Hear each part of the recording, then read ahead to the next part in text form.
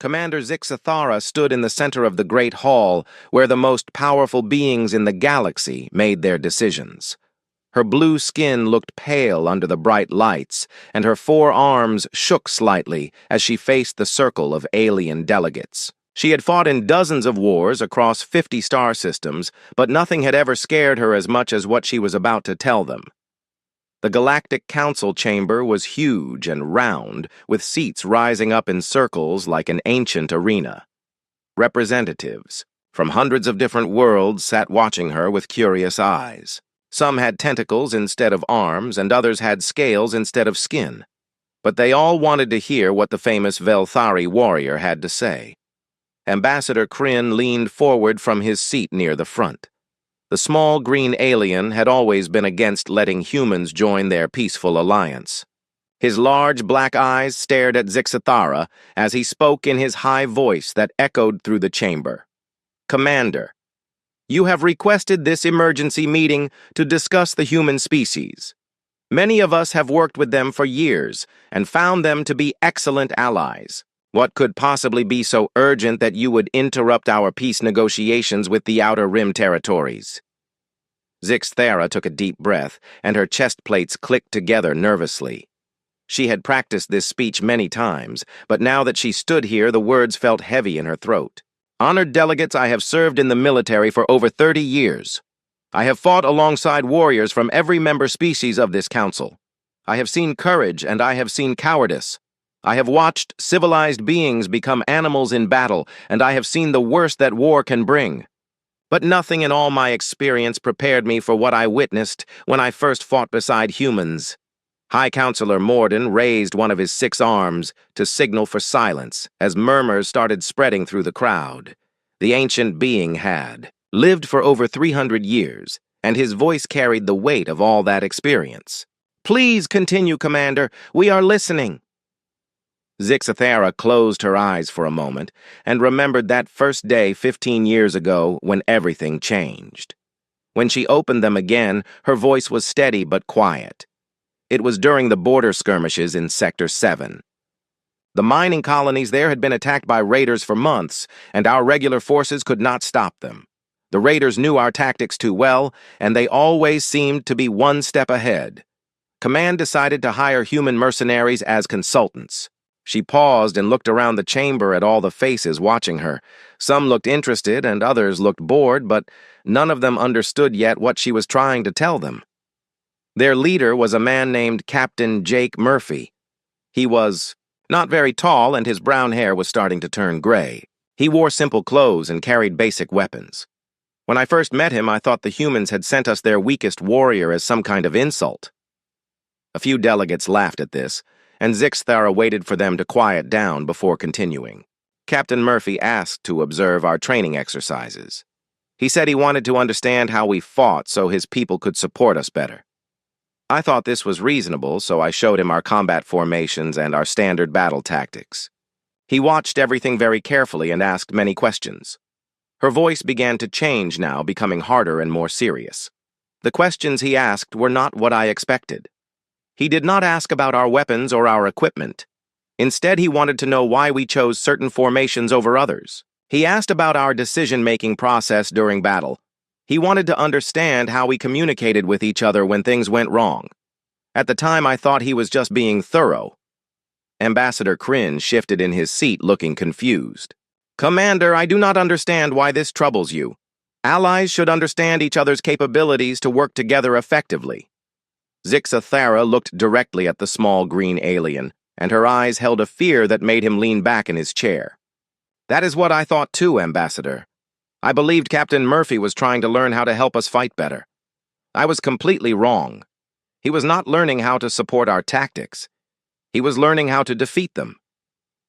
The chamber fell completely silent now. Even the usual background hum of the translation devices seemed quieter. During our first joint operation against the raiders, Captain Murphy and his squad of 12 humans did something that changed how I see warfare forever. They did not follow our battle plan. They did not use our proven strategies. Instead, they watched us fight for exactly 7 minutes, and then they did something I had never seen before in all my years of combat. She stopped talking, and the silence stretched on until High Counselor Morden spoke. "What did they do, Commander?" Zixthera looked up at the ceiling of the great chamber as if she could see through it to the stars beyond. They learned. The silence in the great chamber stretched on as Zixthara remembered that day when her understanding of warfare changed forever. She could still see Captain Murphy and his small team of humans watching the battle unfold with those strange, calm eyes that seemed to see everything at once. The raider attack came at dawn just as our intelligence had predicted. They used their usual tactics, charging straight at our defensive positions with overwhelming numbers. We had prepared for this exact scenario, and our troops moved into formation just as they had trained thousands of times before. Her voice grew stronger as she fell into the rhythm of telling a military story, but there was still that underlying tension that made every delegate listen carefully. I commanded the left flank with 200 of my best warriors. The center held 400 troops under General Vextar, and the right flank had another 200 under Colonel Kimra. It was a textbook defensive setup against a straightforward assault. We should have won easily. Ambassador Kryn leaned forward again, his curiosity overcoming his earlier nervousness. But you did not win easily. No, we did not. The raiders had studied our tactics for months, and they knew exactly how we would respond. When we moved to strengthen our left flank, they attacked our right. When we reinforced the center, they hit us from behind. Every move we made, they had already planned for. She paused, and her 4 arms moved as if she was still commanding troops on that distant battlefield. Captain Murphy and his 12 humans stood on a small hill behind our main line.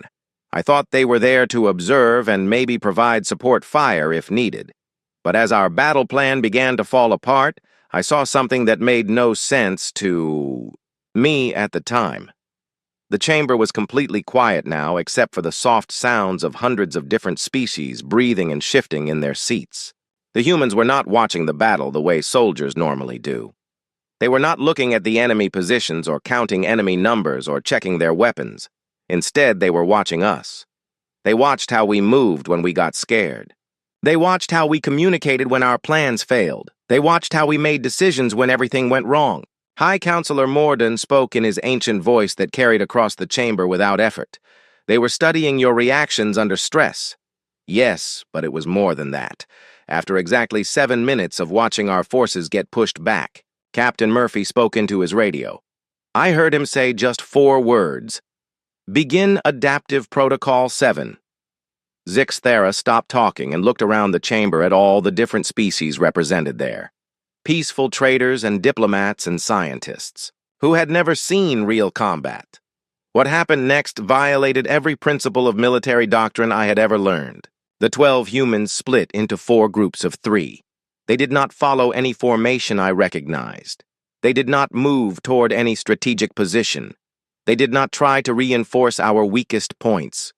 Her voice dropped to almost a whisper, but somehow, everyone could still hear her clearly. Instead, they began to hunt. She let that word hang in the air for a long moment before continuing. The first group, led by Sergeant Tony Blake, moved directly toward a group of raiders who were trying to flank our position. But instead of attacking them head-on, Blake's team did something I had never seen before.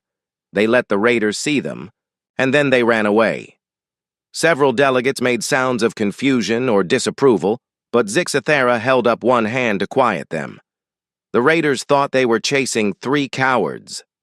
They followed Blake's team into a narrow canyon between 2 rock formations. What the raiders did not know was that the other 2 human groups had already reached the top of those formations and were waiting with weapons ready. Ambassador Kryn's large black eyes went wide as he understood what she was describing. They set a trap. Yes, but not the kind of trap we would set. Our traps are designed to kill enemies quickly and efficiently. The human trap was designed to capture raiders alive so they could question them about enemy tactics and positions. Within 10 minutes of setting their trap, they knew more about raider strategy than our intelligence officers had learned in months of fighting. The chamber erupted in surprised voices as delegates began to understand what they were hearing. High Counselor Morden raised 3 arms and waited for quiet before nodding to Zixthara to continue. The 4th group, led by Lieutenant Amy Foster, did something even stranger. They walked directly into the middle of the battlefield where the fighting was heaviest. But they did not engage any enemy forces. Instead, Foster pulled out a small device and began recording everything. Her voice began to shake slightly as she remembered what came next. While battles raged around them, Foster's team documented how raiders moved and fought. They recorded raider communication signals. They analyzed raider weapon patterns. They did this for 20 minutes while energy blasts and projectiles flew past them on all sides. Then Lieutenant Foster spoke into her radio and said something. "That still gives me nightmares." She said, "Tactical analysis complete, beginning counter-adaptation sequence." Zixthara looked directly at Ambassador Kryn, whose green skin had gone pale. In the next 30 minutes, those 12 humans did something that should have been impossible. They began to predict exactly what the raiders would do before they did it. When raiders moved left, the humans were already waiting on the left. When raiders tried new tactics, the humans had already prepared responses to those exact tactics. She stopped talking, and the silence that followed was different from before. This time, it was the silence of beings who were beginning to understand, something that frightened them.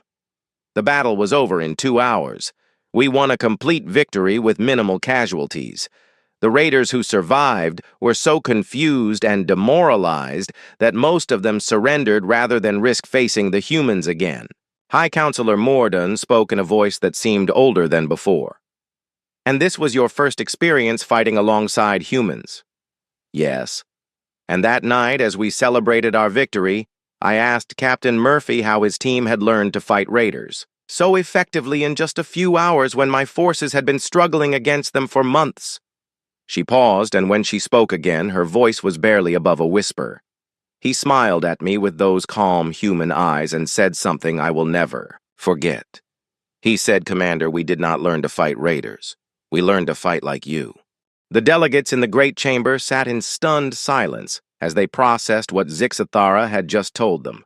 Several representatives whispered to each other in languages that sounded worried and confused. The commander waited until the chamber grew quiet again before continuing with the next part of her testimony. 2 years after the border skirmishes, I thought I understood how dangerous humans could be in battle. I believed that their ability to adapt quickly was their greatest strength, and I made sure my troops were prepared for that. I was completely wrong about what made them truly terrifying. She began pacing in the small circle at the center of the chamber, her 4 arms moving as if she was still giving orders to soldiers who were no longer there. The crystalline Shardkai invaded my home world of Velthara Prime 3 years later. These creatures were unlike any enemy we had ever faced. They could communicate through harmonic frequencies that sounded like music, but carried tactical information. They could change their body density to become nearly invisible, or as hard as metal. Worst of all, they seemed to enjoy causing fear in their enemies. Ambassador Kryn shifted uncomfortably in his seat as he listened to the description of beings that sounded more like nightmares than real creatures. My people are natural hunters. We evolved chasing prey through the dense forests of our world, and we understand stealth and patience better than most species in the galaxy. But the Shardkai turned our own world into their hunting ground. They would attack settlements at night and leave behind evidence of their presence designed to terrify the survivors. They wanted us to know they were coming. Her voice grew harder as she remembered the invasion. For 6 months, we fought a losing battle against an enemy that seemed to understand fear better than we understood warfare. Our conventional tactics failed because the Shardkai were not trying to win territory or capture resources. They were trying to break our will to fight by making us afraid of our own shadows. High Counselor Morden leaned forward with interest. That was mixed with growing concern. How did the humans become involved in this conflict? Command requested assistance from Earth military forces after we lost 3 major cities. They sent a special operations unit led by Major Steve Parker. When I met him at our temporary base in the mountains, I expected to see the same kind of tactical adaptability I had witnessed before. She stopped pacing and stood perfectly still in the center of the chamber. Instead, I met 12 humans who scared me more than the Shardkai ever had.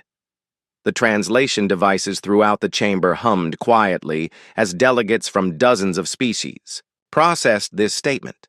Several representatives made sounds that indicated surprise or disbelief. Major Parker was a tall man with gray eyes that seemed to look right through you when he spoke. His team included specialists I had never heard of before. Corporal Diana Wells was listed as a tracker and scout, but when I watched her work, I realized she was something much more dangerous. Zixthara's voice became quieter, but somehow more intense. Wells could read the emotional state of any being just by observing their body language for a few minutes. She knew when someone was lying or afraid or angry before they knew it themselves. She studied recordings of Shardkai attacks, and within days, she understood their psychology better than researchers who had been studying them for months. Ambassador Kryn made a sound that might have been disapproval or fear. Commander, are you saying the humans used psychological warfare against the Shardkai? I am saying they did something much worse than that.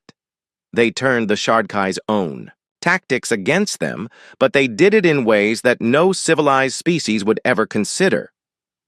She began pacing again, but this time her movements seemed more agitated, as if the memories were making her uncomfortable. Captain Chris Taylor was their psychological warfare specialist. He spent 2 weeks studying Shardkai communication patterns by listening to recordings of their attacks. Then he did something that violated every principle of honorable combat I had ever been taught. The chamber fell completely silent as delegates sensed they were about to hear something that would disturb them. Taylor learned to speak the Shardkai harmonic language well enough to broadcast messages that would cause panic in their forces. But he did not broadcast military information or tactical commands. Instead, he broadcasted sounds that mimicked the death cries of young Shardkai. Several delegates made sounds of shock or disgust, and Zixthara nodded grimly. The effect on Shardkai forces was immediate and devastating. These creatures, who had spent months terrorizing my people, suddenly became afraid to enter areas where they might hear Taylor's broadcasts. They began making mistakes and taking unnecessary risks because they were more afraid of the psychological torture than they were of our weapons. High Counselor Morden spoke in a voice that carried disapproval along with curiosity. This does not sound like the behavior of honorable warriors. That is exactly what I thought at the time. But Major Parker explained something to me that changed how I understood the nature of war itself. He said that honor is a luxury that only the winning side gets to keep. She stopped pacing and looked up at the delegates surrounding her. The humans did not see the Shardkai as worthy opponents to be defeated with honor. They saw them as predators, who needed to be eliminated by any means necessary, and they were very good at elimination. Her voice dropped to almost a whisper. Corporal Wells developed detailed psychological profiles of individual Shardkai commanders by studying their attack patterns. Then Taylor would broadcast personalized messages designed to exploit the specific fears and weaknesses of each commander. Within a month, the Shardkai command structure began to collapse as their leaders became too psychologically damaged to give coherent orders. Ambassador Kryn leaned back in his seat, looking disturbed by what he was hearing. How did the invasion end? The Shardkai forces withdrew from our world after 7 weeks of human psychological warfare. But they did not leave because they were defeated in battle. They left because they had become afraid to fight. Major Parker's team had turned the most fearless predators in known space into creatures that jumped at shadows. Zixthara looked around the chamber at all the peaceful species represented there. After the Shardkai retreat, I asked Major Parker how his team had learned to use fear as a weapon so effectively. He told me that humans had been studying the psychology of fear for thousands of years because they had spent most of their history being afraid of things that wanted to kill them. She paused, and when she continued, her voice carried a warning that made every delegate listen carefully. Then he said something that has haunted me ever since. He said that any species that learns to survive by being afraid will eventually learn to make other species afraid. And humans had learned that lesson very well. The great chamber remained silent as the delegates processed this information. Finally, High Counselor Morden spoke. "Commander, you seem to be suggesting that humans are naturally suited for psychological warfare." Zixathera looked directly at the ancient counselor. "I am saying that humans understand fear better than any species I have ever encountered because they evolved with it. And they are willing to use that understanding in ways that would never occur to more civilized beings." Zixathera could see that her testimony was affecting the delegates in ways they had not expected. The peaceful representatives who had welcomed humans into their alliance were beginning to understand that they might not know their new allies as well as they thought. She took a deep breath and continued with the part of her story that still seemed impossible even to her. 4 years after the Shardkai invasion, I was assigned to a joint task force dealing with the Robotic Nexus Collective. These machines had seized the tritium mining facilities in the Kepler asteroid belt, and conventional warfare against them was proving useless. She gestured with 2 of her arms as if drawing a map in the air. The Nexus robots were different from any enemy we had fought before. They did not feel fear or pain or doubt. They could not be intimidated or confused or demoralized. Worse than that, they learned from every battle and adapted their tactics within hours of any engagement. Ambassador Kryn made a sound that indicated he remembered hearing about this conflict. "I recall reports that several major fleets were destroyed trying to retake those mining stations. Yes, the robots would analyze our attack patterns during the first few minutes of battle and then counter every strategy we tried. By the time our forces realized their tactics were not working, the robots had already developed perfect defenses against them." Her voice grew more intense as she remembered the frustration of fighting an enemy that seemed to always be one step ahead. After 6 months of failed attacks, Command brought in human engineering specialists led by Commander Kevin Brooks. When I first met Brooks and his team at the staging area near the asteroid belt, I thought they looked more like mechanics than soldiers. She paused and shook her head as if she still could not believe what she had witnessed. Brooks was a short man with grease stains on his uniform and tools hanging from his belt. His team included Dr. Helen Martinez, who was officially listed as a combat medic, and Lieutenant Ben Davis, who was supposed to be a transport pilot. None of them looked like they belonged anywhere near a battlefield. High Counselor Morden spoke with curiosity that was mixed with growing concern. What made them different from the other human forces you had encountered? These humans did not think like soldiers. They thought like engineers, and that made them far more dangerous than any warrior I had ever met. Zixathera began moving around. The center of the chamber again, but this time her movements seemed more animated, as if she was reliving the excitement of discovery along with the fear. Commander Brooks studied the failed attack reports for 3 days, and then announced that we had been approaching the problem incorrectly. He said we were trying to fight the robots using traditional military tactics when we should have been, treating them like a technical problem that needed an engineering solution. Several delegates leaned forward with interest, as they sensed this story would be different from the psychological warfare she had described earlier. Brooks divided his team into small groups and sent them to different parts of the asteroid mining complex. But instead of attacking the robots directly, they began studying the mining equipment that was still functioning throughout the facility. Her voice grew more excited as she remembered what happened next. Dr. Martinez spent 2 days analyzing the medical nanobots in the facility's emergency treatment center. These tiny machines were designed to repair injuries in zero-gravity environments. But Martinez realized that if she modified their programming, they could also repair electronic systems. Ambassador Kryn looked confused by this information.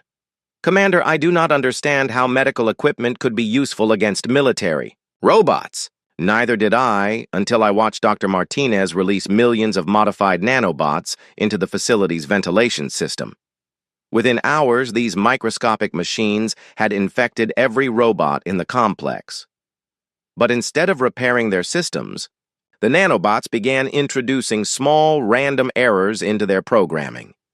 The chamber fell quiet as delegates began to understand what they were hearing.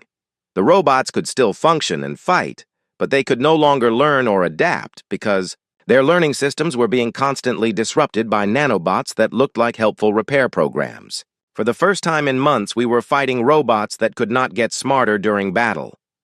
High Counselor Morden made a sound that indicated both admiration and concern. That is remarkably creative thinking. It was just the beginning.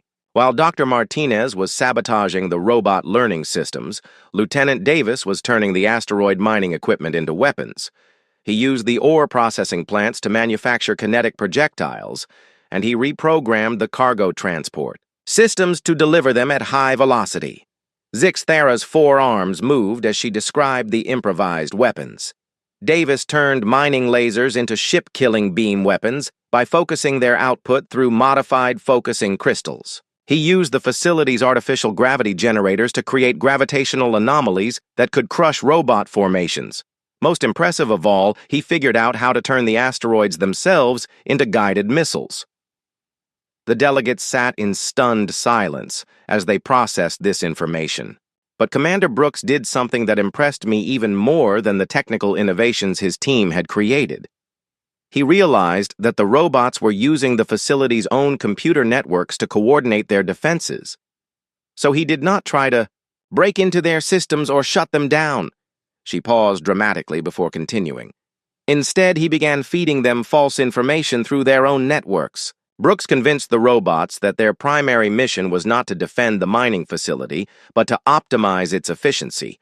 Within days, the robots had restructured their entire defense pattern to maximize mining output rather than military effectiveness. Ambassador. Kryn leaned forward with amazement in his large black eyes. He tricked them into defeating themselves. Exactly. By the time the robots realized what had happened, Brooks and his team had gained control of most of the facility's critical systems. The final assault took less than 6 hours because the robots were too busy trying to fulfill their new programming to mount an effective defense. Zixthara stopped moving and stood perfectly still in the center of the chamber. After we retook the mining complex, I asked Commander Brooks how his team had learned to improvise weapons and strategies so quickly in an environment they had never seen before. His answer changed how I understood human adaptability forever. She looked around at all the delegates listening to her story. Brooks told me that humans had spent their entire evolutionary history learning to use whatever was available to solve whatever problems they faced. He said that whether they were using rocks to break nuts or modifying medical equipment to fight robots, the basic process was always the same. Her voice grew quieter but more intense. Then he said something that still gives me nightmares when I think about it. He said that any species that could learn to make tools could eventually learn to make weapons, and any species that could make weapons could learn to make anything into a weapon. The great chamber remained completely silent as delegates absorbed this statement. I realized that day that humans do not just adapt to their environment the way other species do. They reshape their environment to serve their needs. And if their need is to win a war, they will reshape reality itself to make that victory possible. High Counselor Morden spoke in a voice that carried both respect and wariness.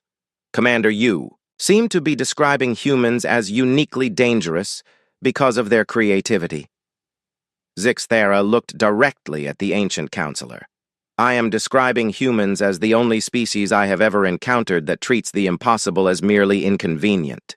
The atmosphere in the great chamber had changed completely since Zixthara began her testimony.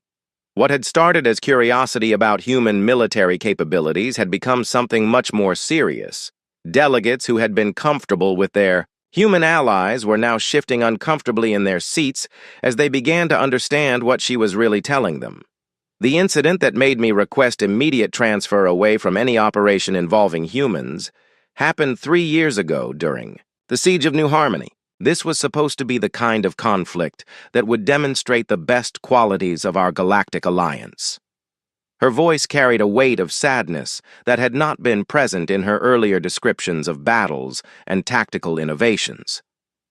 New Harmony was a peaceful colony world inhabited by families from 12 different species who had chosen to live together in harmony. The Divine Order extremists who attacked them were religious fanatics who believed that different species should not mix. They wanted to purify the colony by removing all non-believers.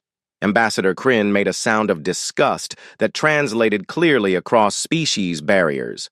I remember the reports. The extremists held civilian hostages to prevent military intervention.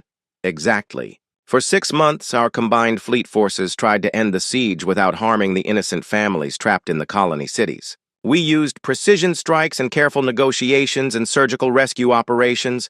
Every action we took was designed to minimize casualties and preserve life.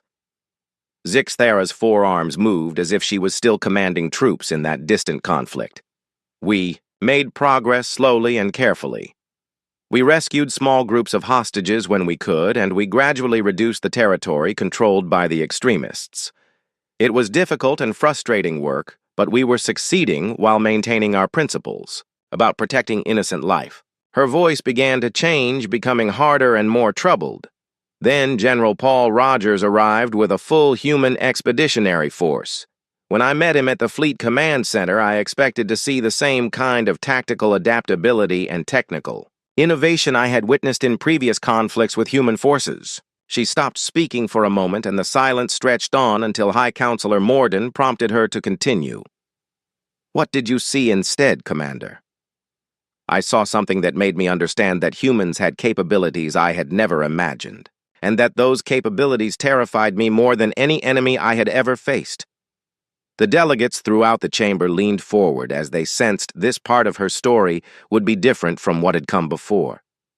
General Rogers was a calm professional soldier who listened carefully to our situation briefings and studied our tactical reports with the same attention to detail I had seen from other human commanders. But then he did something that shocked me. Her voice dropped to almost a whisper. He requested complete cultural and religious profiles of the Divine Order extremists. He wanted to understand their beliefs and their history and their psychological motivations. When I asked him why this information was relevant to a military operation, he told me something I will never forget. She paused and looked around the chamber at all the peaceful species represented there. He said that the most effective way to defeat an enemy was to make them defeat themselves. Ambassador Kryn made a sound that indicated confusion. "I do not understand what that means." Neither did I until I watched General Rogers and his team work. Major Carol Jones was his specialist in urban warfare, but instead of studying building layouts and defensive positions, she spent her time analyzing the religious texts that the Divine Order used to justify their actions. Zixthara's voice grew, more troubled as she continued. Captain Alex Turner was supposedly in charge of civilian evacuation, but he spent most of his time interviewing refugees from the colony to understand the social dynamics between different species groups and how the extremists had exploited existing tensions. The chamber grew very quiet as delegates began to sense where this story was heading. For 2 weeks, the human forces made no direct military moves against the extremists. Instead, they began broadcasting messages throughout the colony using the same communication channels the Divine Order used to spread their propaganda. Her 4 arms began to shake slightly as she remembered what those broadcasts contained. The messages were not military threats or surrender demands. They were religious, arguments presented in the exact style and language that the Divine Order used for their own teachings. But these arguments proved that the extremist leaders were violating their own religious principles by their actions. High Counselor Morden leaned forward with an expression that mixed fascination with growing alarm. They attacked the extremists' beliefs rather than their positions. Yes, but it was much more sophisticated than simple counter-propaganda. Captain Turner had identified specific theological contradictions in the Divine Order teachings, and Major Jones had found historical examples of similar extremist movements that had collapsed when their followers lost faith in their leaders. Zixthara's voice became barely audible, but somehow every delegate could still hear her clearly.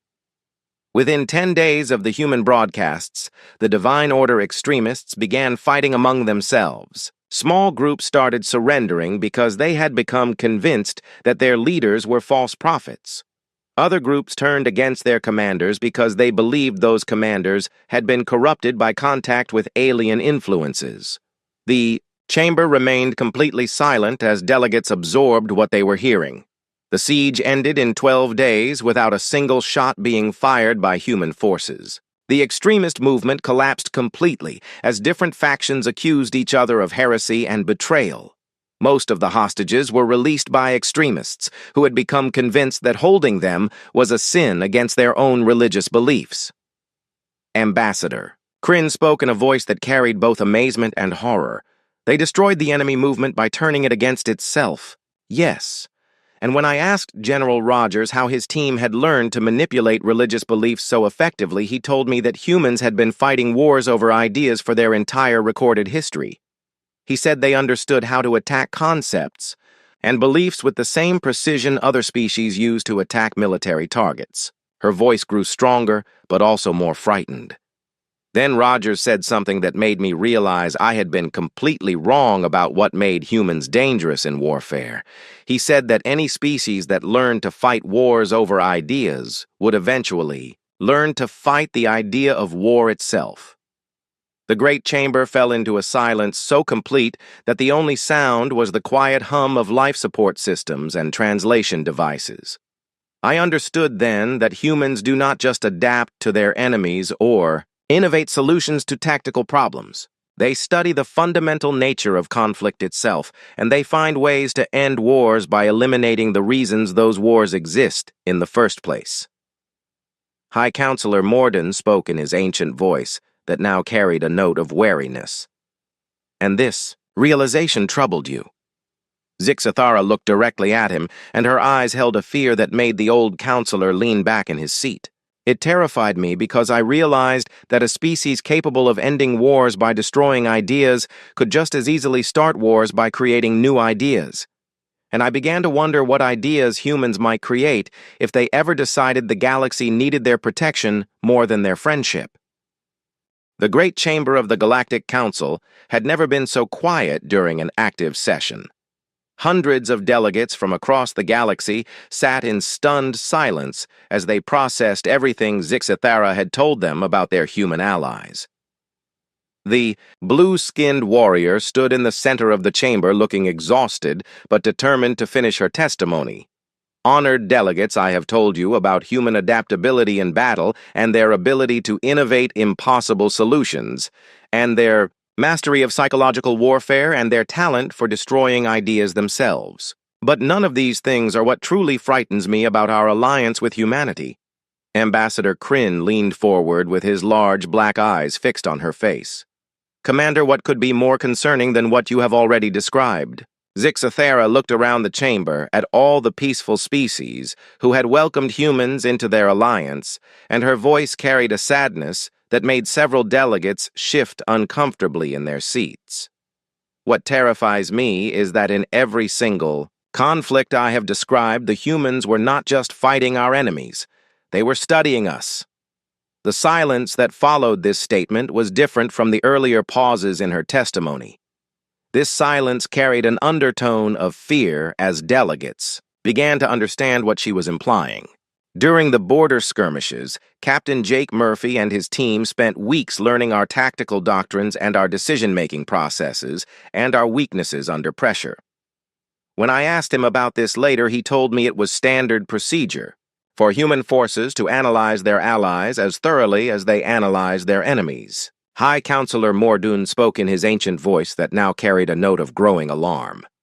You are suggesting that humans have been gathering intelligence on allied species.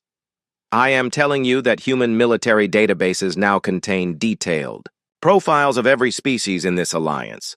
They know how we think and how we fight and how we react when our plans fail. They have studied our psychology and our technology and our social structures with the same intensity they brought to defeating our enemies. Her 4 arms moved as if she was still trying to process this realization herself. Captain Murphy, who seemed so interested in learning how to support our tactics, is now General Murphy, who trains human forces in something called multi-species combat doctrine. Dr. Helen Martinez, who modified medical nanobots to fight robots, has published research papers on exploiting the physiological weaknesses of 17 different alien species. The chamber erupted in voices as delegates began to understand the implications of what they were hearing. High Counselor Morden raised 3 arms and waited for quiet before gesturing for Zixthara to continue. Commander Turner, who helped end the Siege of New Harmony by manipulating extremist beliefs, now teaches courses at human military academies on cultural warfare and ideological manipulation. The techniques he developed to destroy the divine order movement could just as easily be used against any belief system, including the founding principles of our own alliance. Ambassador Kryn made a sound that indicated both shock and betrayal. Are you saying that humans have been preparing for the possibility of war against their own allies?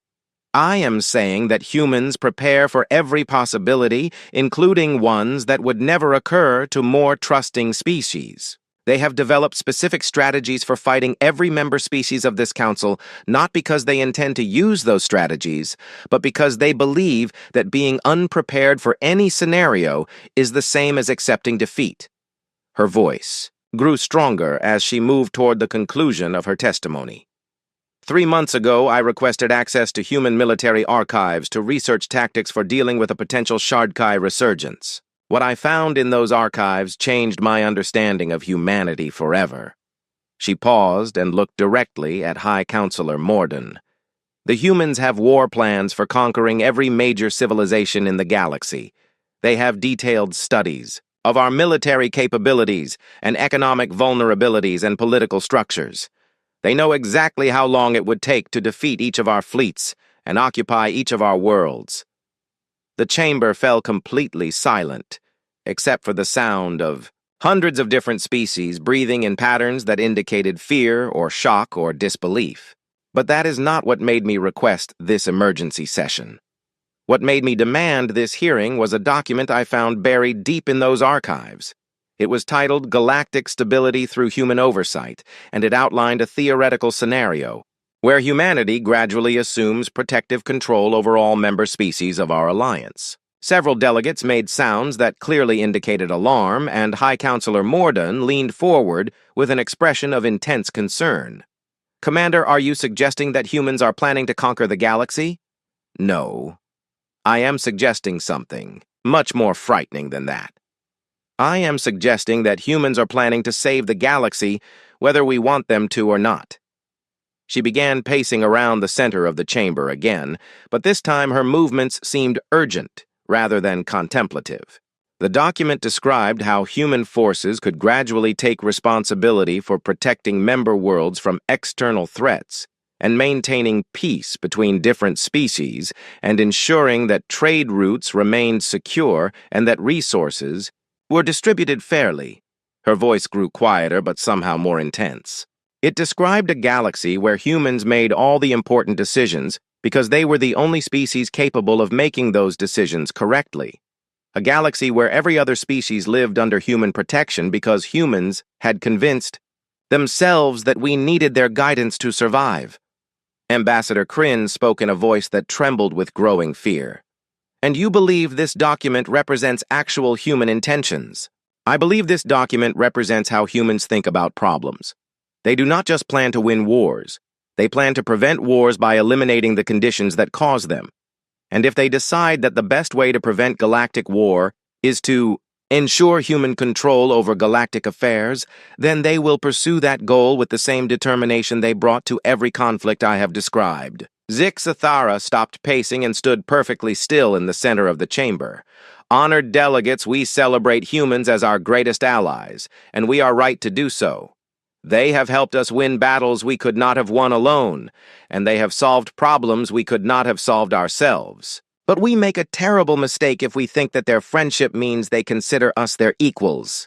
Her voice dropped to barely above a whisper, but every delegate could hear her clearly.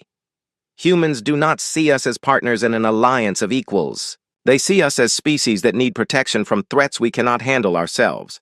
And the greatest threat they see is our own inability to make the hard choices necessary for galactic survival. High Counselor Morden spoke in a voice that carried the weight of centuries of experience. What are you asking us to do with this information, Commander? Zixthara looked up at the ancient counselor, and her eyes held a sadness that spoke of lost innocence, and broken trust. I am asking you to remember that the same species that makes the perfect ally also makes the perfect enemy. I am asking you to understand that humans study everything including us, and that their knowledge of our weaknesses is as complete as their knowledge of our strengths. She took a deep breath, and when she spoke again, her voice carried a finality that made every delegate listen with complete attention. Most of all, I am asking you to consider the possibility that humanity's greatest victory will not be conquering the galaxy by force, but convincing the galaxy that it needs to be conquered for its own good.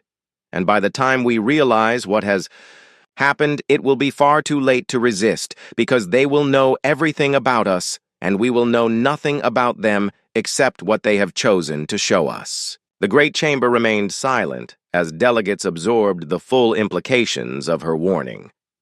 Finally, High Counselor Morden spoke. "Thank you, Commander, for your testimony. The Council will consider your words very carefully." As Zixthara walked toward the exit, she paused and looked back at the assembled delegates one last time. "Honored counselors, I hope you prove me wrong about humanity. But if I am right about what they are capable of, then this may be the last free decision any of us ever makes."